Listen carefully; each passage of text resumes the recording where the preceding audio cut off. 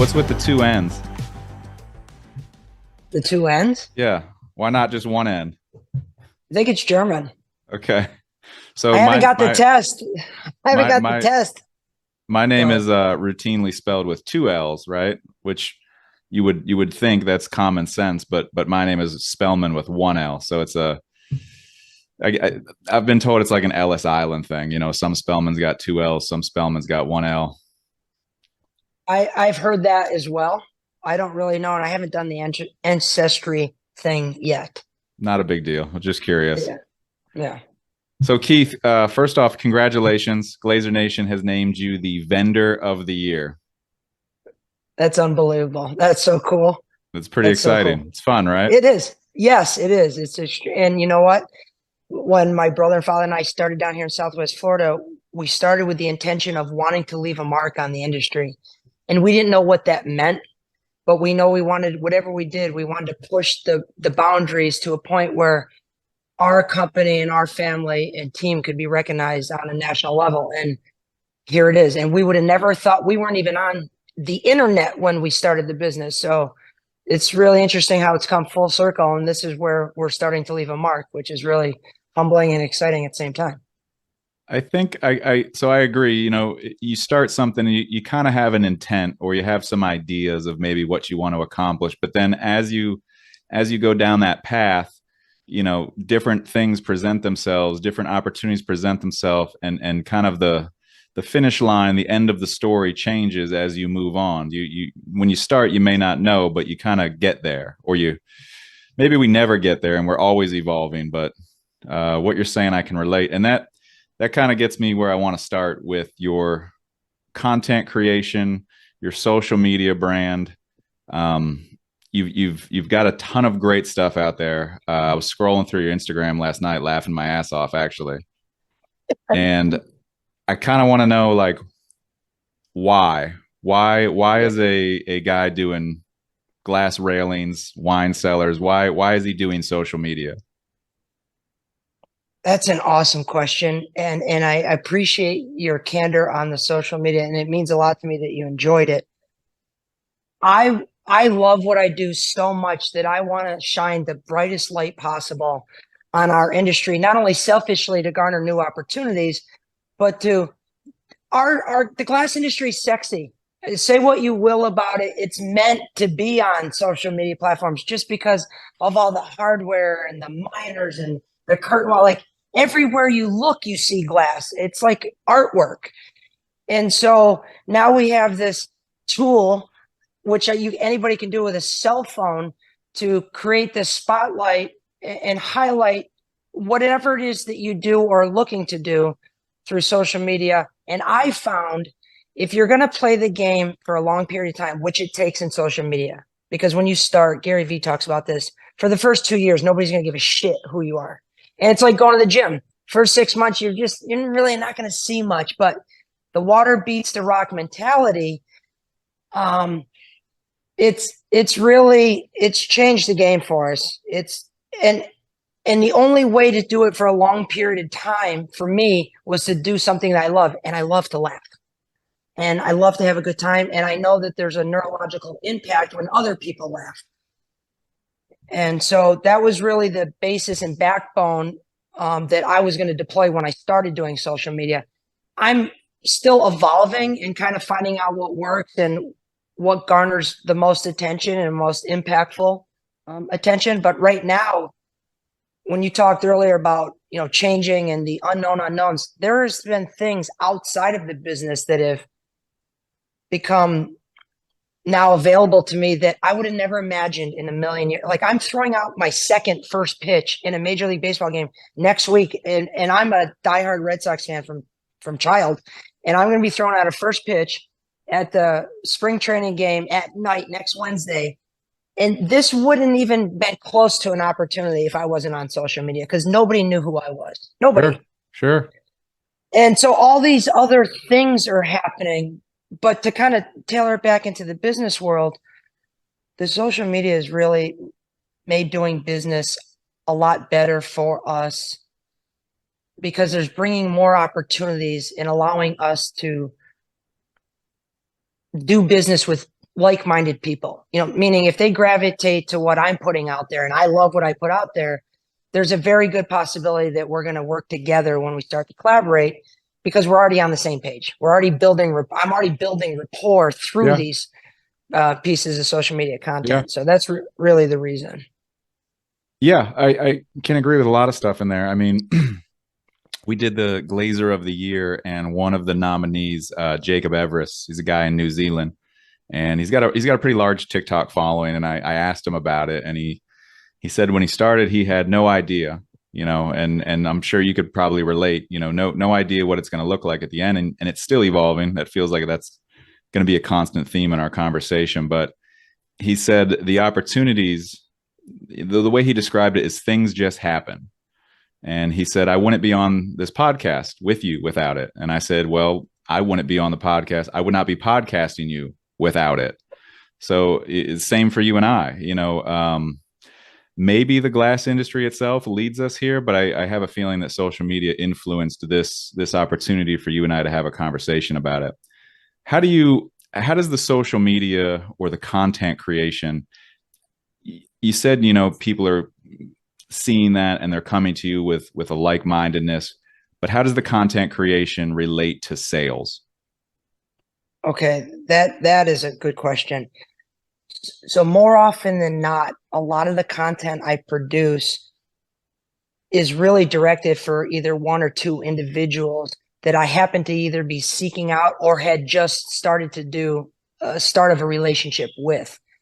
And so if I, while talking to them, picked up on anything that might be relatable in the near future, where if it was a railing opportunity and I knew this person was, a baseball fan or enjoyed some type of joke or humor, I would apply that to my next piece of content and tag the according people to make sure that this kind of buzzed by this person. And it's really been like, as corny as that may sound, it's really been a secret sauce for me, and it's worked.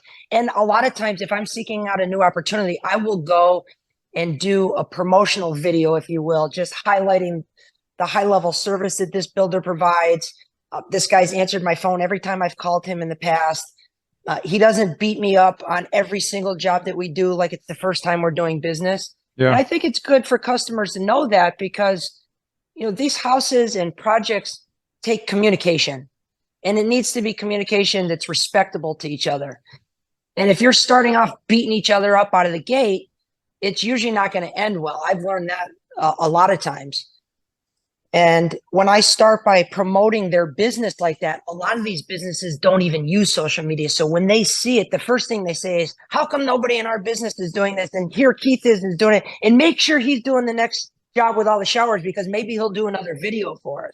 Sure. And wow, does that really change the dynamic from when I used to cold call, and I beg and plead for an opportunity. And, before I knew any better, it was like, I'll be cheaper, which, I could kick myself for saying that. But here we Yeah. are now, we can switch that and they're still getting value, right? Like I'm promoting their business across my platforms. They're, collectively, you're talking almost 100,000 followers between all the platforms.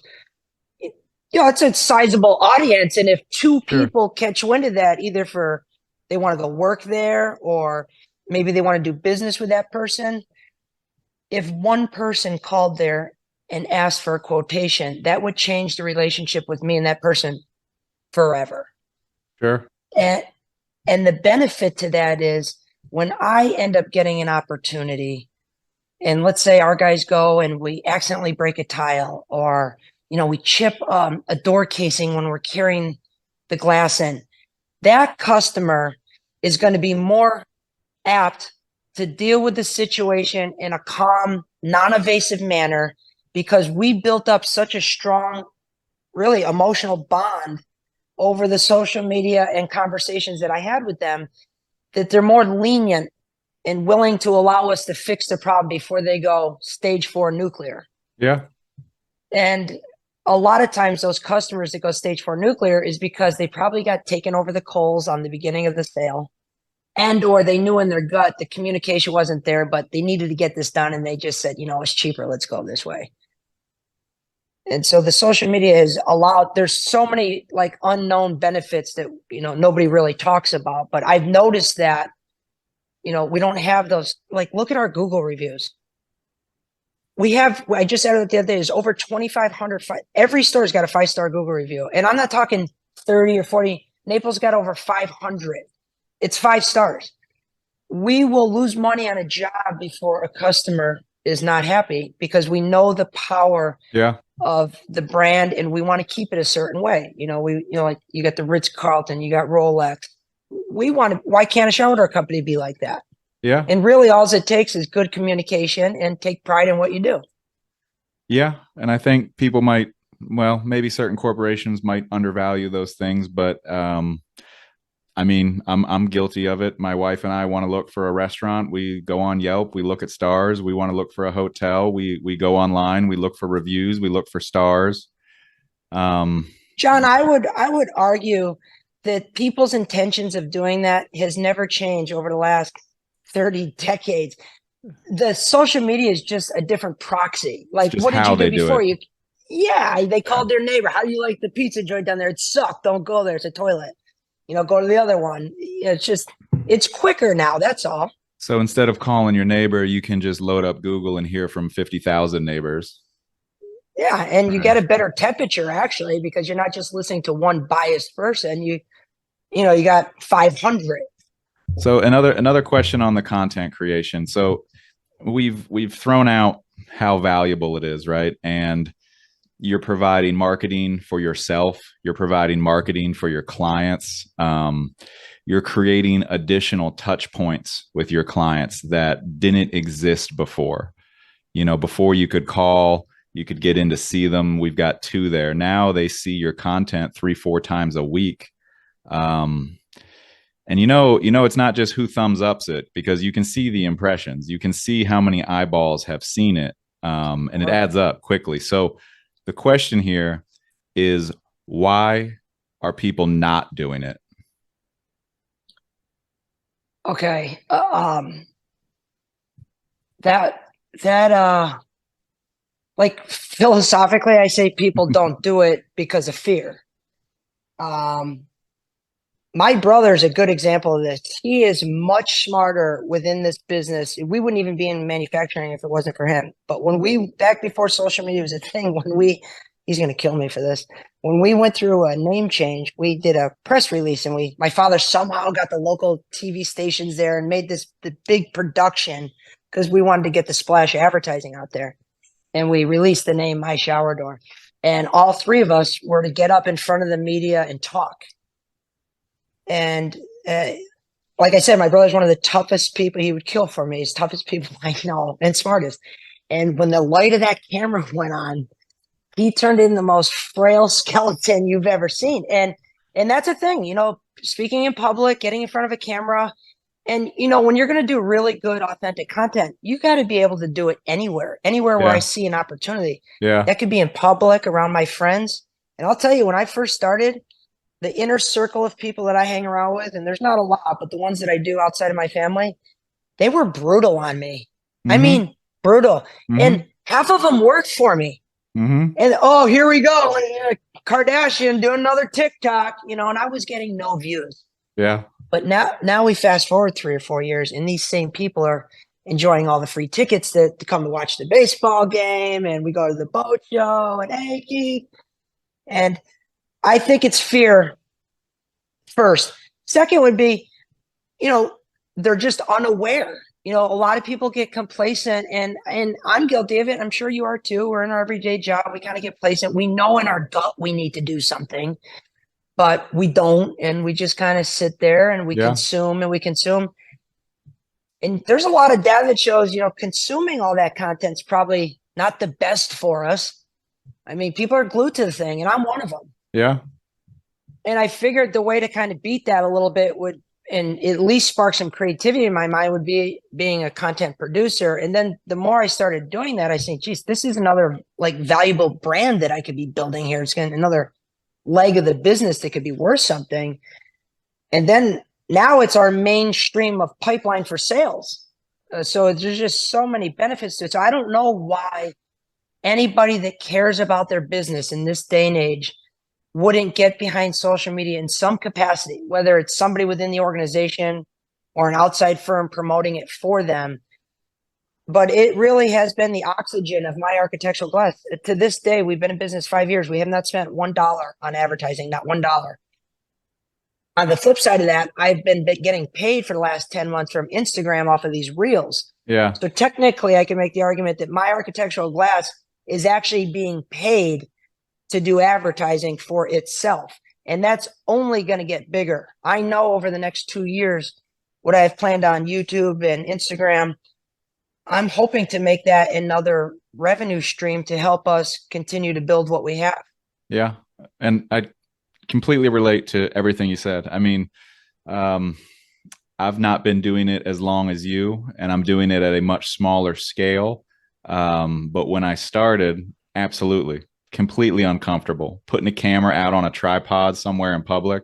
The cringiest and things. You know what they're saying, Yeah.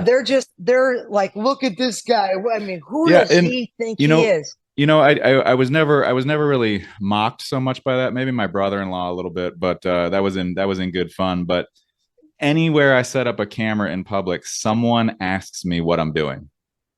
It's amazing. Hey, what are you doing? Hey, are you with the news? It's a really weird. I don't understand why people. Doesn't matter.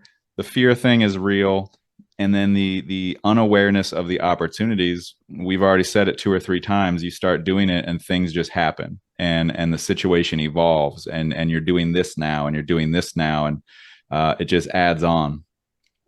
So maybe someone that is either a little unaware of the opportunities or someone that is a little fearful of doing it. What is your advice to them? Wow. I mean, if you want to grow and if you agree with growing comes change, and anything that's worth talking about is generally hard, whether that being getting six pack or being able to bench press a certain way. It's hard, and nobody usually wants to do it. Well, if you believe that, then it goes the same for social media. However, the benefits once you dive into that pool are so paramount. It's just, I can't imagine anybody not getting involved in social media if you're trying to grow a business. I'm not saying everybody needs to get on social media.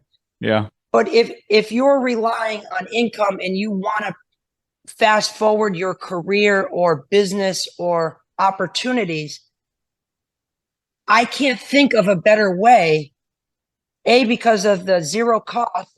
Yeah. Than doing social media. And if there is one, I want to know about it because I'd like to do it. Yeah.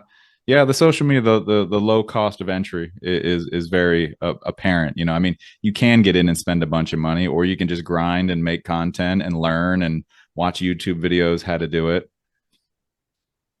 And a lot of times when I talk to people, I've heard every excuse. I don't have the time. I know there's time. Yeah. I mean, we all know that. I mean, and people say, geez, I don't know how you have time to do anything. Let me tell you something. It doesn't take as long as you think. And I still waste time. I know I can find another hour and a half during the day that I'm just blowing on nothing. I know it.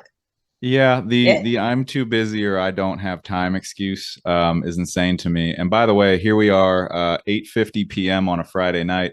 There's a baseball game on TV I would love to be watching, but I wanted to get this conversation in with you. I mean, that's where you find your time. You sacrifice the Netflix, you sacrifice sleeping in. There is time. There is always time. I've got a full-time job. I'm creating content. I still get to the gym. I also coach Little League. I'm on the board with the local Little League. You will find time. If you want something just like anything else in your life, and something new is going to come along that you want, everybody finds time to make that happen. Yeah. And so it just doesn't work. I mean, Yeah, if you want to grow your business, you have to. Everybody can find time to watch that Netflix show they want to watch, but I'd like to one more. Let me give this piece because maybe this will ring with some people, especially the old school people. Well, I've been in this forever. I'm on my way out. Well, that's not true too, because you're one post away from getting a massive deal. And Dale Carnegie, for all the old timers, a gentleman named Dale Carnegie wrote a white paper And on this white paper, he said, on average, when you're trying to seek out a new opportunity, let's say we're a glass guy, you and I own a glass business, and we're trying to get this high-end builder in town. Dale Carnegie said, based on their data, it's going to take 5 to 7 touches between you and I and that customer before he'll even think about giving us an opportunity. Well, I'm doing 5 posts a day. Dale Carnegie would be very proud of that. 5 Yeah. posts a day, 6 days a week. I'm getting 30 touches a week. So now in week 2, when you and I go and try and ruffle some feathers and jump in front of this person, he's gonna be, you're the guy that kicks each other in the balls on the internet. I was just laughing with what's her name? You're like, what are you guys up to? Like, we'd love to bid on your work. And man, we don't go through that uncomfortableness that usually happens. Oh, what do you do? Oh, where are you from? You're trying to find common ground. Like, common ground doesn't even work. Okay. Yeah. And so that's all gone because they've already consumed. They know who they're dealing with. I would also say there's probably a segment of people that don't want to get on social media, probably because they're not doing business the right way and they know it. Because you better be operating business in between the lines and providing whatever you say you're going to provide. The social media holds you accountable. And so I don't know how big that number is, but I bet there's, because I compete, you compete, there's people that probably aren't doing our industry any favors. And those aren't going to ever go on social media because the second they go do a shoddy job, it's going to get called out. Because people a lot of times don't have the balls to go say something to your face, but they got no problem typing it on the internet. Yeah, absolutely. And so I think that small segment says, why even put myself on the internet? And boom, they're going to be gonzo, just like Blockbuster before you know it. Yeah. And, a lot of what we've just discussed about the opportunities and the reasons why you want to get involved, a lot of what we said has been financially driven. But I would say, and I thought of this when you mentioned a guy who said he's maybe on his way out. And if you don't want to get involved, you don't have to get involved. But I can tell you that I have felt much better about myself. My wife has noticed it when I started creating more than I'm consuming. And I wrote that on the wall. I've got a garage gym. I wrote create over consume. And it's not just content. It's create relationships, create memories, create something instead of consuming something, because everybody out there is consuming. Like you said, you can look at gimme. Yeah. Whether it's content or Netflix, I guess that's kind of the same, or whatever. Amazon. Exactly. But the creation part, I think touches something inside of us as human beings that we like to create. And if you're not creating something, there's an opportunity for you in social media to do just that. Also, if you've been around for a long time and now you want to give back, you want to pay it forward, if you will, the industry's done by you. For too long, too many businesses felt they needed to hold all this secret sauce in and not share it because, then John Feldman's going to find out what I'm doing and he's going to steal my business. So I can't tell him what I'm doing. But when my customer comes in the showroom, I'll tell him what I'm doing. We've actually kind of flipped that upside down. Yeah. We share everything. We've invited, I can't tell you, over 24 glass companies from all over the country have come and toured our factory and come through our showrooms and see our processes because they want to level up, and in their eyes, they think we're doing something special. And who are we to not share that with them? And because we've done that, again, so many more opportunities have opened up by sharing all that. Yeah, absolutely. I think that whole thing works better if we work together and share together. I think the reciprocity. Yes. Reciprocity. Thank you. It's been a long week. I think that goes a long way in that space. So, yes. Hey, you mentioned something in there that I wanted to touch on when you were talking about your brother freezing up in front of the lights. You said when you started manufacturing. Ooh. So manufacturing wasn't always there. When did you add it and why did you add it? Okay. So we started our business in September of 2003. We started to grow and the recession hit in 2008. And at this time we had 3 brick and mortar stores and getting ready to open our 4th, and the recession hit. And a lot of businesses like shut down. A lot of our competition had shut down because they had kind of tied into these big contracts, and we didn't do that yet. And man, it was a perfect storm for our business. As scary as it was, what ended up happening is a lot of the land value plummeted. And we were very conservative financially. And we scooped up a massive piece of property because we said, if we're going to scale this business anymore, the one kind of cog in the pipeline to provide the ultimate customer service is outsourcing our tempered glass. And that's not saying we didn't have a good tempered glass company. We developed a relationship at the time with a company called Coral Industries, who was not in the state of Florida. They're in Tuscaloosa, Alabama. And they provided tempered glass for us for about 7 to 8 years. And they did an excellent job. But they only could do as good a job as they could being in Tuscaloosa, Alabama, right? Sure. Like that. And so when I have these relationships that they say, hey, I need something tomorrow, or I got this massive opportunity, but it needs to be done now. Like all those were never on the table for us. And so we figured if we were buying enough tempered glass at that time, the property value had dropped because of the recession. A lot of our competition went out of business. We said to ourselves, if we were ever going to start manufacturing and really try to level up our business vertically to allow us to screw out wider with the retail stores, now's the time to do it. And we were laughed at. Matter of fact, the people at Coral laughed at us, like, you're never going to make this. This is a tough industry. It's not for everybody. And our banker said, nobody's doing manufacturing in Southwest Florida right now, period, let alone in the middle of a recession. There's no way this is happening. And we fought and clawed and finally found a bank that was willing to hang their hat on us. And we went with it, and boom. And it was difficult. Matter of fact, Doug and I almost crashed the whole ball of wax, the my shouters and everything, because we were so new to the manufacturing, and we got all the machines in, but there's a lot of like unknown things that just come up. And one of them was culture. You know, we had a lot of turnover, and with the turnover goes new training and a lot of mistakes, which means a lot of pissed off customers, and you're burning inventory and you're not doing maintenance. And it was bad. It was real bad. We were probably 2 months away from going out of business. And we made one good hire, and it changed everything, like almost overnight, changed the culture. And that kind of put us on the straight path. And now here we are later with 10 brick and mortar stores. We're in our second manufacturing facility, ready to put a third expansion onto it.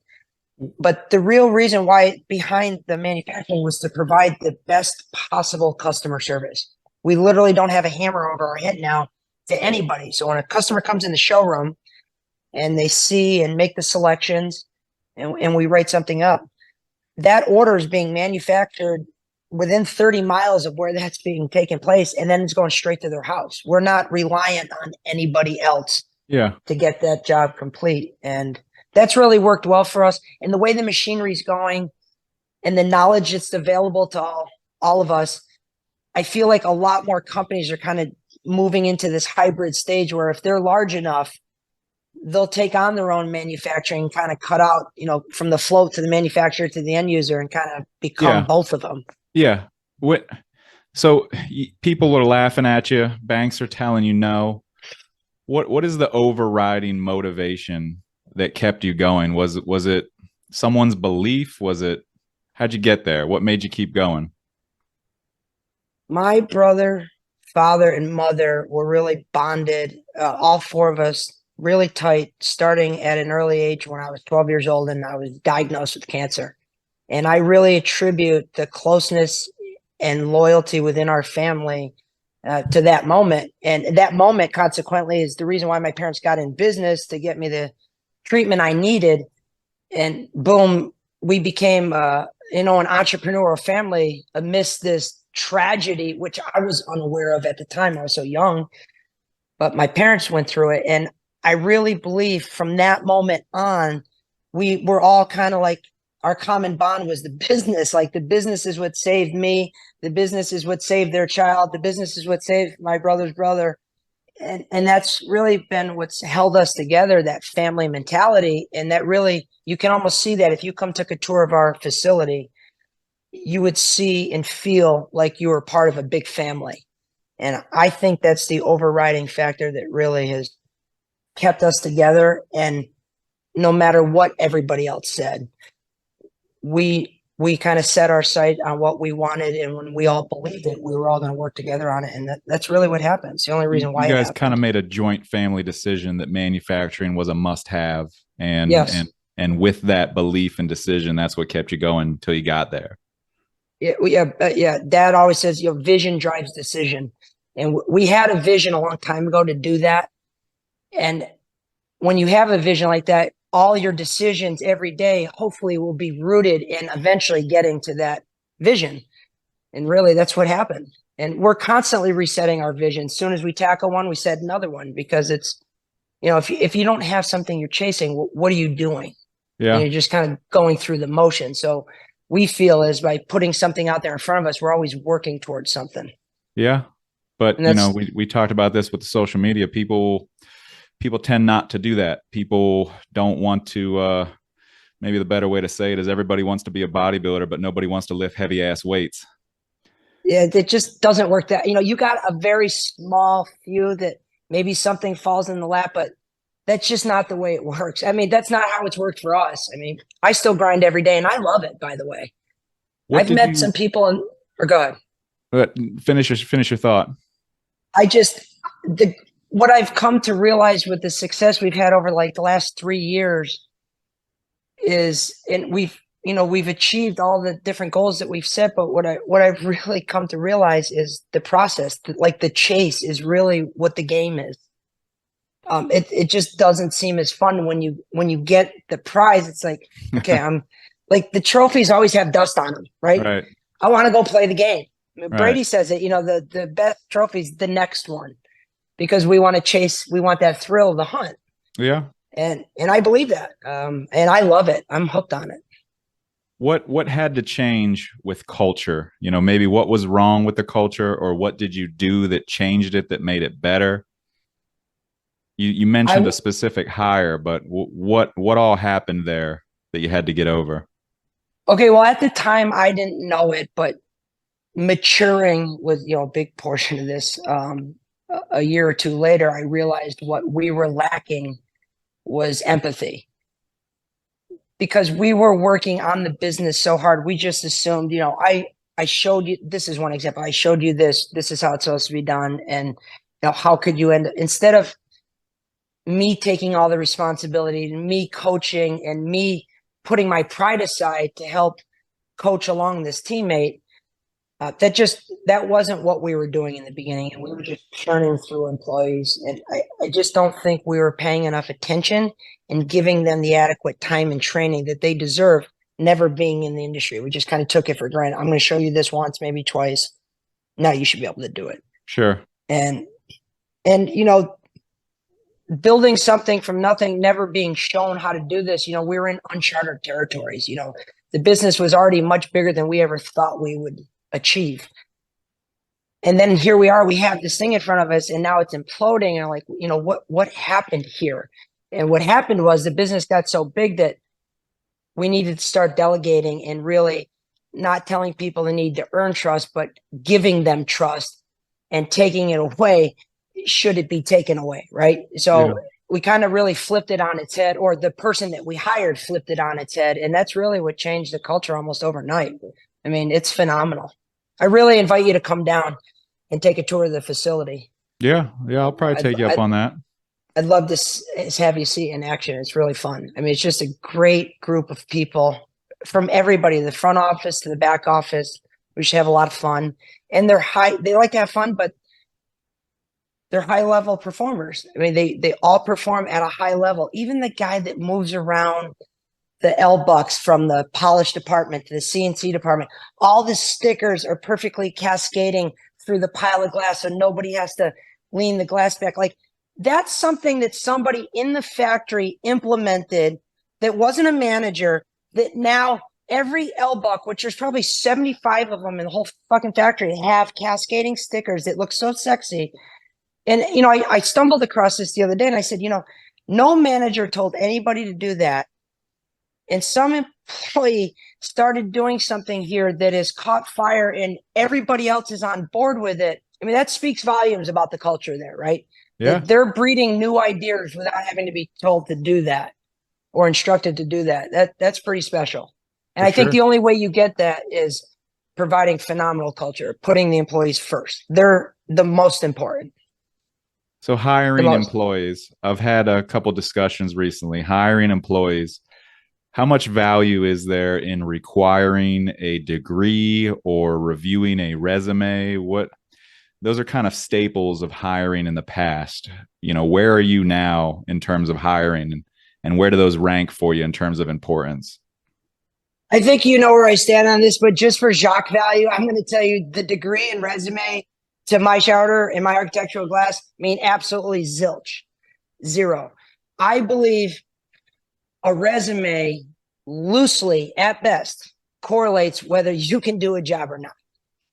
And I would also argue for people that supposedly couldn't do the job before, I would want to know what type of management and training you gave this person before they gave it. The two biggest things that we look for when someone applies for us is coachability and why do you want to be here? That's it. And if you're willing to commit yourself, we spend the first 4 weeks training. So, I mean, we spend the first 4 weeks paid on time, in-house learning, 2 weeks nomenclature, product knowledge, 2 weeks emotional intelligence before they even get into learning about their day-to-day operations and roles with their teammates. That's 4 weeks right out of the gate. Mm-hmm. And so that's a big factor right there that we kind of put in place.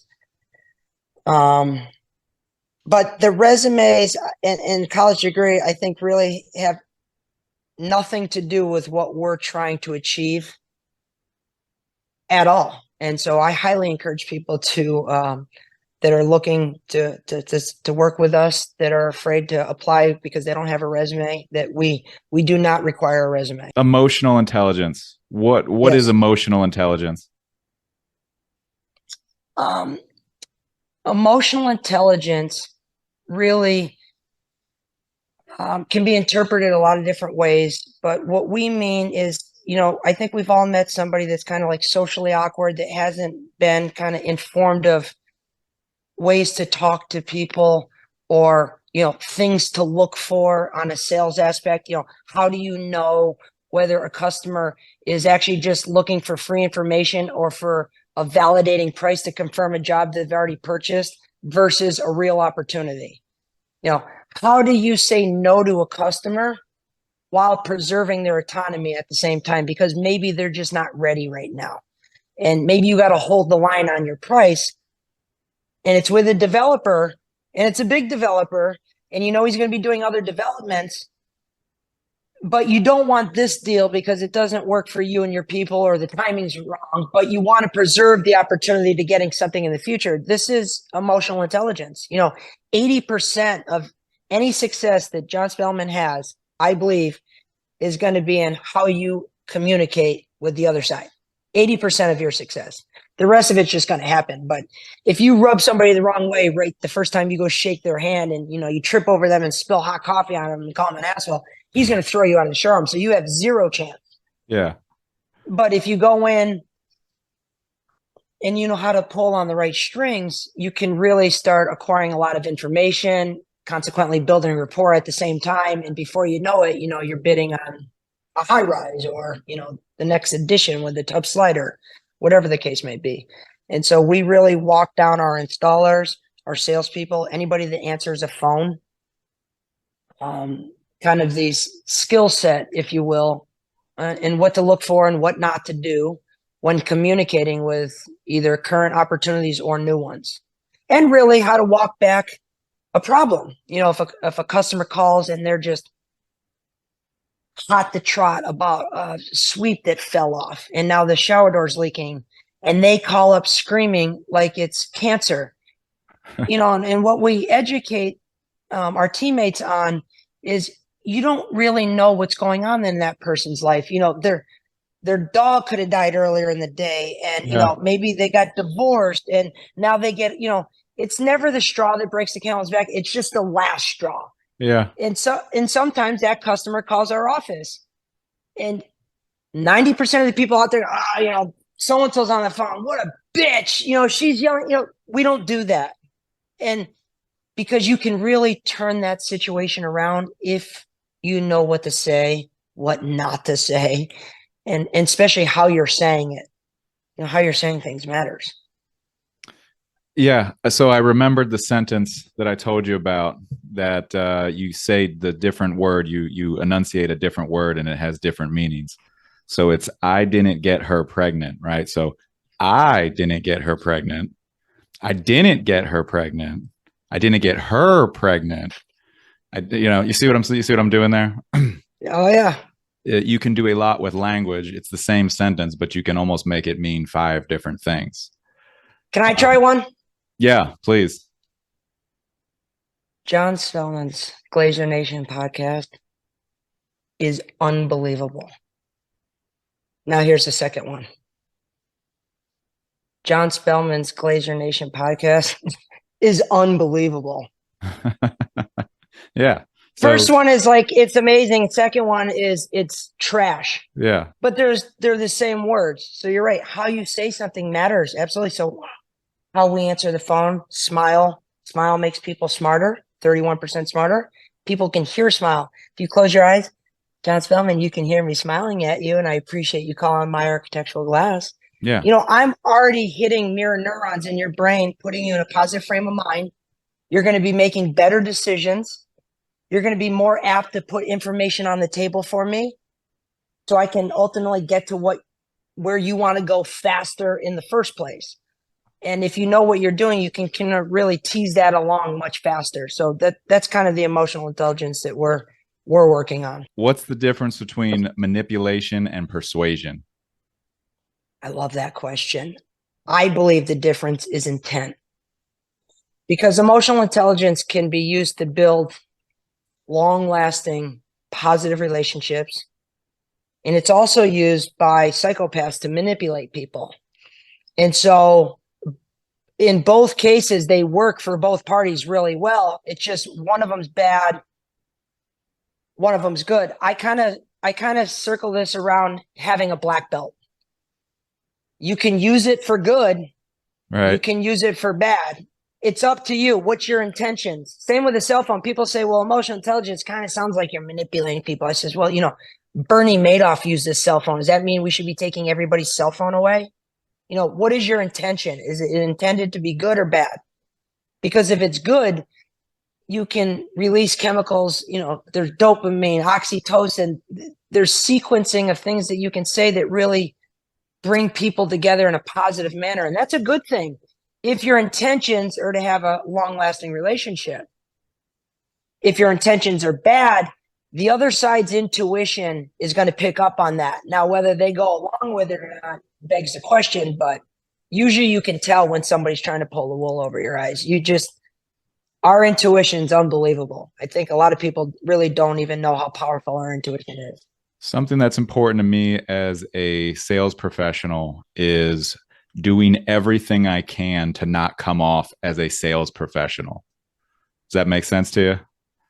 It makes so much sense. I would just caution you to say that if I was telling, I know what you're saying, but let's say you were to say that to somebody, because this is kind of a nice emotional intelligence exercise. When someone says to me, I don't want to say this to you because I don't want to come off that way, I think the human brain automatically thinks, well, you're trying to deny it. You must be that person. Whereas if the little 2 millimeter shift on that would be like, I'm sure you think I'm coming across like a salesman right now. Now, what that does is it kind of takes the elephant right out of the room, because that almost triggers that reciprocity. Going, no. I didn't think that at all. And matter of fact, what I thought was, I thought you were really good at this, and I was hoping we could do business together, because they almost feel like they might have hurt your feelings. And so now they want to give something back to you. Sure. And so how you say something can really, really trigger some different dynamics on the other side, good and bad. That's just to be clear, that's not something I'm saying as a sales pitch. No, because I agree with you completely. It's like when someone keeps saying, to be honest with you, or can I be honest with you? It's that kind of I'm so glad you said that. It's the worst thing you could say. When I hear people say that, my brain registers, wait, so if you're saying you want to be honest with me now, when were you not being honest with me? Right. Right.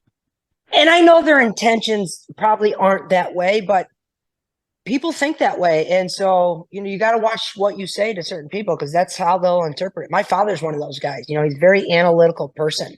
And so he digests everything you say because I think analytical people, CFOs, bean counters, people working government really process information. When they hear stuff like that, that's a red flag. It's like, Hmm. whoa, you're being honest now. When were you not being honest? And now they hit the pause button on everything. And so that's important. That's a good point. It's important to watch what you say, especially depending on who you're talking to. But about not trying to come off as a sales guy is just kind of avoiding some of those cliches. Let me be honest with you. What will it take? Those kind of things that people have built natural defenses to is what I'm looking to try and avoid. Loading up a bunch of stuff before the word "but." I think it was Game of Thrones. That was a quote in Game of Thrones from Ned Stark. Everything before the word "but" is bullshit. 100%. 100%. That word basically strikes out anything that you're trying to, it just wipes it all out. Right. Wipes it all out. Language is tricky. There's a lot going on there. You can same words, same sentences. You can get yourself into some trouble there. Well, Keith, hey man, congratulations again. Greatly This was really appreciate your fun. time. This was fun. Yeah, man. We'll do it again sometime soon. Okay, I appreciate you.